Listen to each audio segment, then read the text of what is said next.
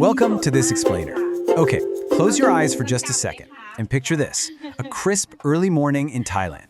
Imagine the gentle steam rising from a bubbling clay pot of homemade curry.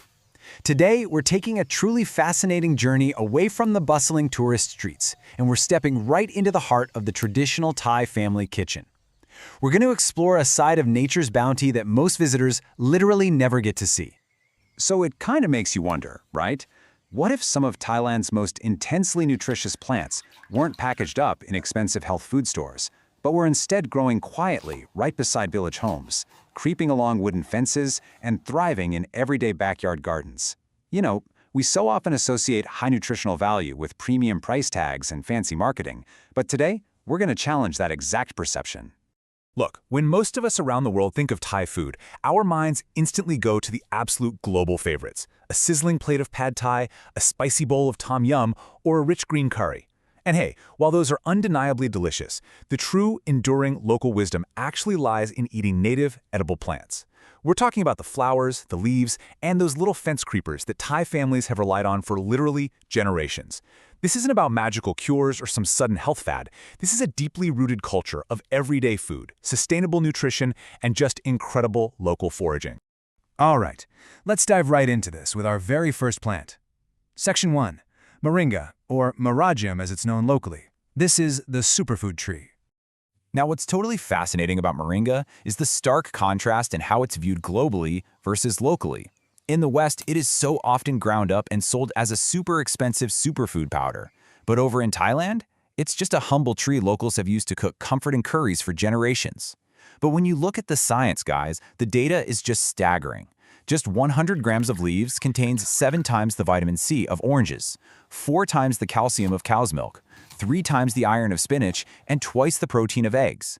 That's practically a complete multivitamin growing on a branch. As for the pros, it's incredibly fast-growing, highly drought-resistant, and you can eat multiple parts of the plant. The only slight con is its distinctly green, kind of bitter taste. Oh, and a quick reminder, while it's extremely healthy, we should never claim it magically cures diseases. It's a bit ironic, honestly. The exact same plant that Thai locals casually grow right next door, tossing a handful of its leaves into a simple evening soup, is aggressively marketed and sold as an expensive superfood powder abroad. It's a brilliant reminder that sometimes incredible nutritional wealth is literally growing right in our own backyards, completely free of charge. Moving right along to our next one, Section 2, Ivy gourd, or tam luang. We like to call this the fence-find comfort food. Now, to the untrained eye of a visiting foreigner, this plant, scientifically known as Coquinia grandis, well, it might just look like an aggressive, unruly weed completely taking over a fence. But to a Thai household, locals simply pluck these vibrant green leaves and drop them right into a pot of clear soup. It's brilliant because the pros are undeniable. It requires almost zero space, it is effortless to grow, and you can harvest the young shoots over and over again.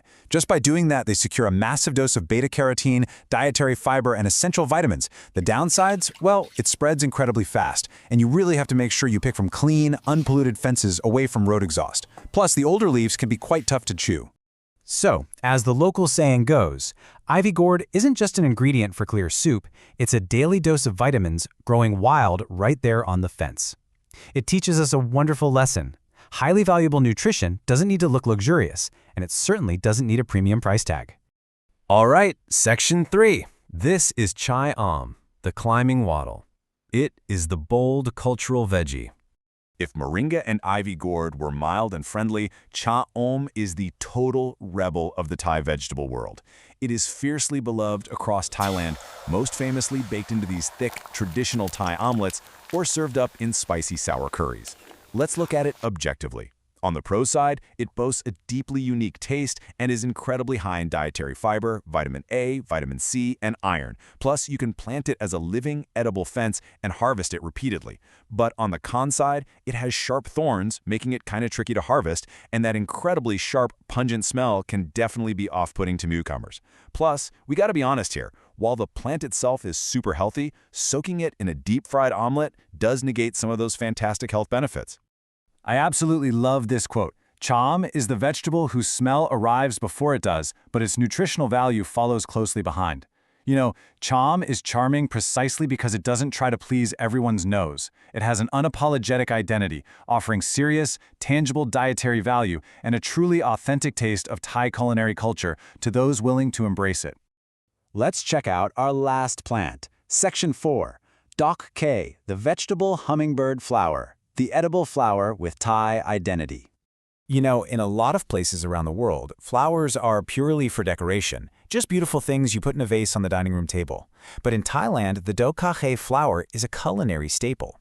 These beautiful crescent-shaped blossoms are often cooked into rich, sour curries or blanched and eaten alongside spicy chili dips. The pros of eating Dok K are wonderful. It's packed with dietary fiber, vital minerals, and powerful plant-based antioxidants, all while carrying deep cultural value as an edible flower. The slight catch? It does have a mildly bitter taste, and you absolutely must know exactly what you're foraging because, obviously, not all wildflowers are safe to eat.